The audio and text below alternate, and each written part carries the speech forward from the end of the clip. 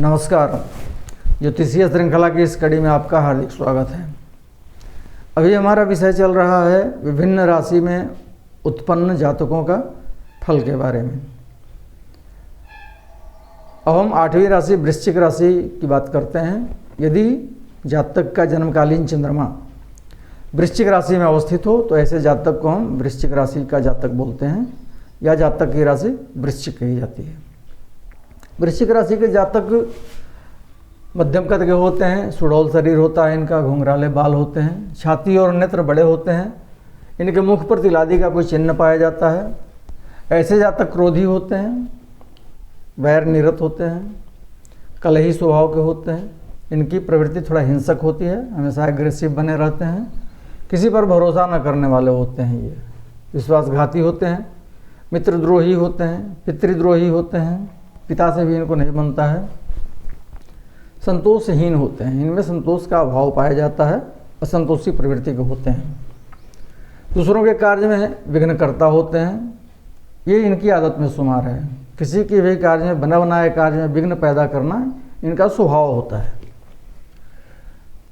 और पापी होते हैं, पाप कर्म में निरत रहते हैं, क्रूर स्वभाव के होते हैं, पराक्रमी होते हैं, चतुर होते हैं, शत्रुओं का दमन करने वाले होते हैं, ये बहुवृत्तियों से सेवित होते हैं, इनके पास बहुत सारे सेवक होते हैं या बहुत सारे अधीनस्थ लोग इनकी सेवा में या इनको असिस्ट करने वाले होते हैं। पिता और गुरुजनों से रहित होते हैं, राजानुग्रहित होते हैं, राज्य दरबार का या राजा का या मंत्रिमंडल का इनको अनुग्रह प्राप्त होता है। ऐसे जातक श्वेत वस्त्र के अभिलाषी होते हैं और मादक पदार्थ में रुचि रखने वाले होते हैं। ये स्वावलंबी होते हैं और परिश्रमी होते हैं।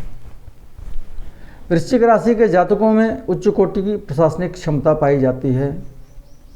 ये एडमिनिस्ट्रेटिव पावर जो होता है इनमें बहुत हाई होता है तथा ये आत्मविश्वासी होते हैं। सेल्फ कॉन्फिडेंस भी इनका बहुत हाई लेवल का होता है। ऐसे जातकों की मृत्यु किसी दीर्घकालिक रोग से होती है। जिस रोग की पकड़ में आते हैं वो लंबे समय तक इनकी ज़िंदगी में रहता है और अंत में उसी के द्वारा इनकी मृत्यु होती है। वृश्चिक राशि के जातकों की स्त्री पतिव्रता तथा ऐसे जातक जो हैं ये कामासक्त होते हैं। ये एक पुत्र और एक कन्या से सुखी होते हैं। कतिपय जातकों की 2 स्त्रियां होती हैं और 4 भाई होते हैं। व्यापार ऐसे जातक के लिए लाभदायी होता है। नौसेना के क्षेत्र में, बीमा के क्षेत्र में, चिकित्सा के क्षेत्र में, मैकेनिकल और मशीनरी या लोहे इत्यादि का व्यवसाय में यदि अपनी आजीविका तलाशते हैं तो उसमें सफलता प्राप्त करते हैं।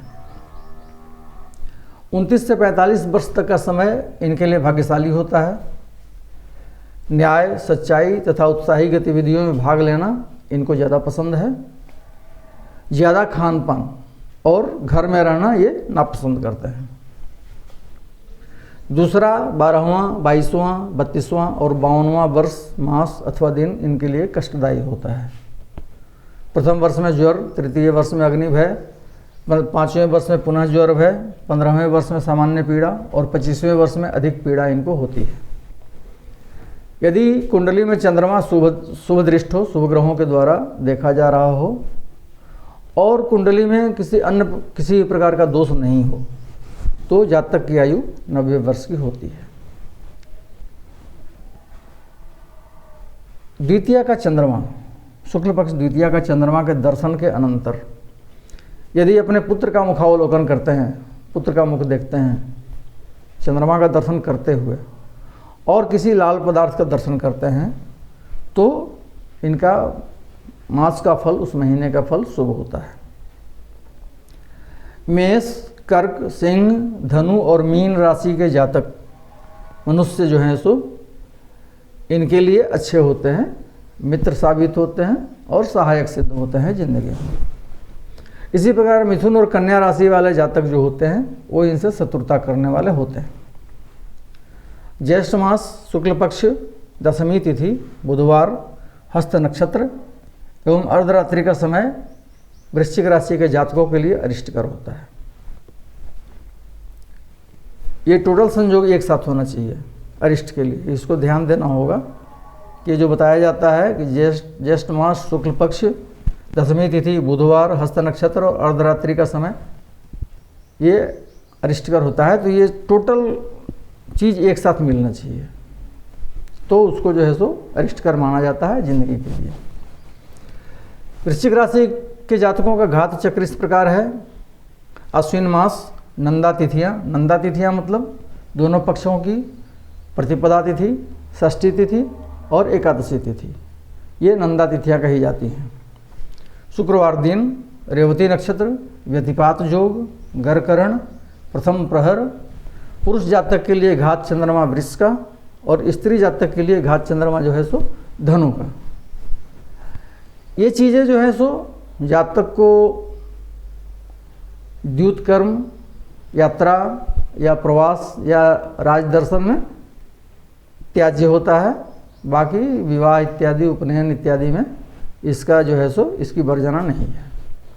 तो ये हमने वृश्चिक राशि के जातकों का फल का अध्ययन किया। अगले वीडियो में हम धनु राशि के जातकों के बारे में जानेंगे। नमस्कार।